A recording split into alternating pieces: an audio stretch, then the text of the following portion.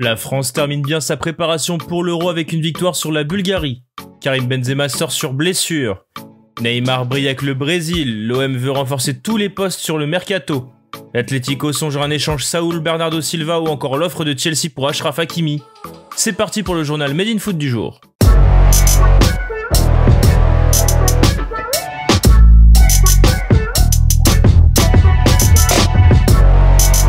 Au Stade de France, devant un public de 5000 personnes composé d'étudiants, d'infirmiers mais aussi de supporters, tous invités par la FFF, l'équipe de France a dominé la Bulgarie au terme d'un match maîtrisé 3-0.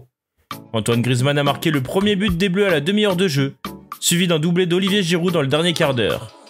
2 victoires en 2 matchs, 2 clean sheets, une animation offensive prometteuse. Les hommes de Didier Deschamps vont entamer l'Euro avec le plein de confiance.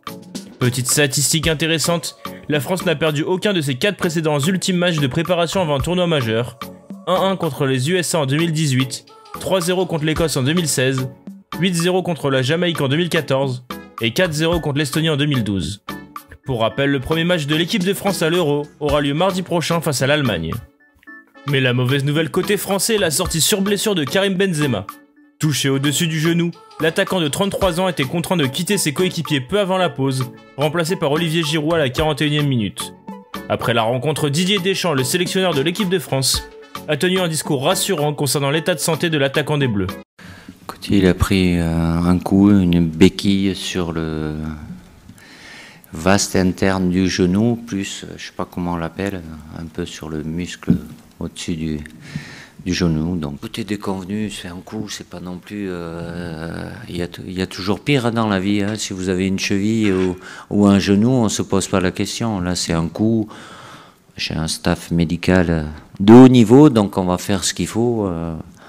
On va pas passer chaque jour en se disant comment il va. Ça ira mieux de jour en jour et j'ai pas de soucis particuliers ce soir. Après Sergio Busquets dimanche, l'Espagne a annoncé un deuxième joueur positif au coronavirus ce mardi soir, le défenseur de Leeds, Diego Llorente. Les Espagnols qui sont à l'isolement pour éviter toute propagation du virus dans le groupe ont laissé les U21 effectuer le deuxième match de préparation à l'Euro. Ce mardi face à la Lituanie, victoire 4-0. Luis Enrique, qui n'a convoqué que 24 joueurs dans sa liste pour le championnat d'Europe, croise les doigts pour éviter d'avoir d'autres cas positifs à 5 jours du premier match face à la Suède. Le sélectionneur se prépare déjà au pire puisqu'il a déjà convoqué 6 joueurs, Kepa, Albiol, Fornals, Mendes, Soler et Rodrigo, dans une bulle sanitaire parallèle, pour remplacer éventuellement les joueurs infectés avant le début de la compétition. Ce mercredi matin, la Roja a convoqué 11 espoirs pour intégrer cette bulle parallèle: Alvaro Fernandez, Juan Miranda, Oscar Mingueza, Alejandro Pozzo, Marc Cucurella, Brahim Diaz, Martin Zubimendi, Gonzalo Villar, Brian Gil, Jérémy Pino et Ravi Puado. Cette nuit, les nations d'Amérique du Sud s'affrontaient dans le cadre de la 8e journée des éliminatoires pour la Coupe du Monde 2022.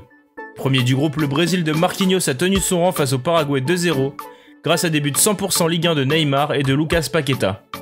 La Seleção reste donc leader du groupe avec 18 points, 6 points devant l'Argentine qui a buté sur la Colombie. Après un début de match tonitruant marqué par les buts de Romero et de Paredes, l'Albi Céleste a sombré en deuxième période contre les Colombiens. Muriel a d'abord réduit l'écart sur penalty en début de seconde période, avant que Borja n'égalise en toute fin de rencontre à la 90e plus 4. L'Argentine est donc deuxième avec 12 points, tandis que la Colombie est cinquième avec 8 points, à égalité avec l'Uruguay, qui a également fait match nul contre le Venezuela hier soir. Alors que le mercato français ouvre officiellement ses portes ce mercredi 9 juin, l'Olympique de Marseille travaille depuis de longues semaines sur son mercato. Il faut dire que Pablo Longoria, le président, et Jorge Sampaoli, l'entraîneur, ont de grands projets pour renforcer l'OM et de nombreux postes sont ciblés. Selon l'équipe, chaque poste ou presque doit accueillir un renfort. Marseille veut un gardien numéro 1 bis, un latéral droit, un latéral gauche, au moins un défenseur central, un milieu défensif, un ailier et un attaquant. Pour le milieu relayeur, les dirigeants ont déjà trouvé leur homme, il s'agit de Gerson, 24 ans, qui devrait arriver en provenance de Flamengo. L'Atlético Madrid veut profiter du départ inévitable de Saúl pour récupérer une jolie contrepartie. Alors que le milieu de terrain espagnol veut quitter son club formateur après le titre remporté en Liga, les Colchoneros souhaiteraient récupérer en échange Bernardo Silva. Selon le Times, les Madrilènes évaluent l'international espagnol à 70 millions d'euros, une valeur marchande jugée très similaire à celle du Portugais, qui a signé à Manchester City en 2017 contre 50 millions. Les dirigeants espagnols auraient donc pris l'initiative de contacter leurs homologues britanniques pour proposer ce deal. Saúl de son côté va avoir l'embarras du choix pour cet été, puisqu'il est pisté par Manchester City, Manchester United, Chelsea, la Juventus, le Paris Saint-Germain et le Bayern Munich.